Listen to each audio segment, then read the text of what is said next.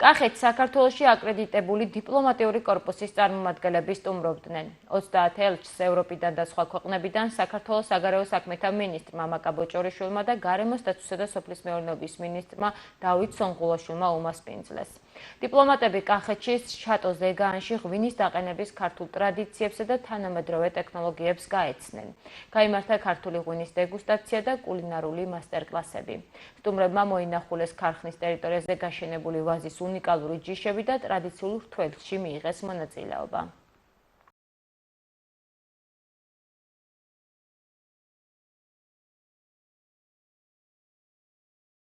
საგარეო საქმეთა სამინისტრო დღეს დიპლომატიურ კორპუსს, რომელიც აკრედიტებულია საქართველოში, მასპინძლობს კახეთში, იმისთვის, რომ ელჩებს გაუზიაროთ ის ძვირფასი ტრადიცია, რომელიც აქვს საქართველოს და უკავშირდება ყურძნის კრეფას, რთველი, რომელიც არის ერთგვარი სიმბოლო ჩვენი ქვეყნის ღვინის კეთების ტრადიცია და რა თქმა უნდა, მნიშვნელოვანი ბარათი, სავიზიტო ბარათი ჩვენი ქვეყნისთვის და მნიშვნელოვანია, რომ ის ელჩები, რომლებიც ამ ქვეყანაში იმყოფებიან, რომელიც ამ ქვეყანაში მუშაობენ, საქართველოსთან ურთიერთობებში წარმოადგენენ საკუთარ ქვეყნებს, იყვნენ კარგად გაცნობიერებული სწორედ საქართველოს ტრადიციებში, იმ ტრადიციაში, რომელიც უკავშირდება ღვინის კეთებას, ყურძნის მოყვანას, რაც ასევე საჭიროებს ძალიან ბევრ შრომას ქართველი კაცისას. პირველ რიგში მოგეხსენებათ, რომ კახეთში რთველია ერთ-ერთი გამორჩეული და მნიშვნელოვანი პერიოდი საქართველოსთვის, კახეთისთვის. ძალიან მნიშვნელოვანი არის ელჩების ვიზიტი.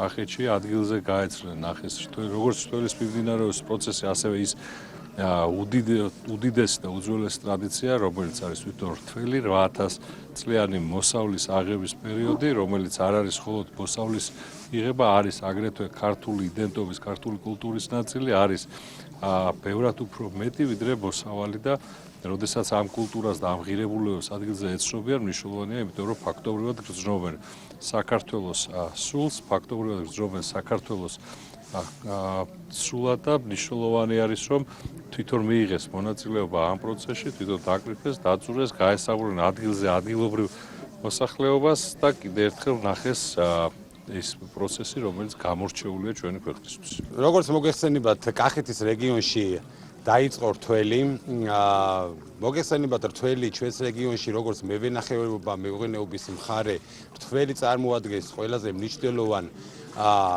ღონისძიებას წლის განმავლობაში.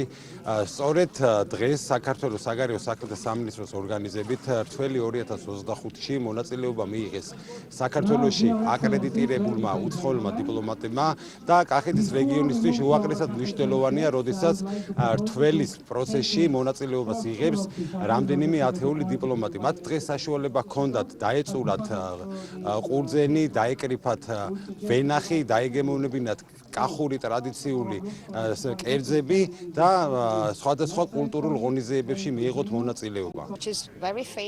პირველად ვარ რთველში. ეს საოცარი ტრადიცია. საქართველო განსაკუთრებული ქვეყანაა თავისი ისტორიითა და კულტურით. მეც ისეთი ქვეყნიდან ვარ, სადაც ყურძენი მოდის, თუმცა საქართველოში განსაკუთრებული ხიბლი აქვს რთველს. აქ დილით ადრე იღვიძებენ, მოსავალს აბინავებენ, საღამოს კი ზეიმობენ.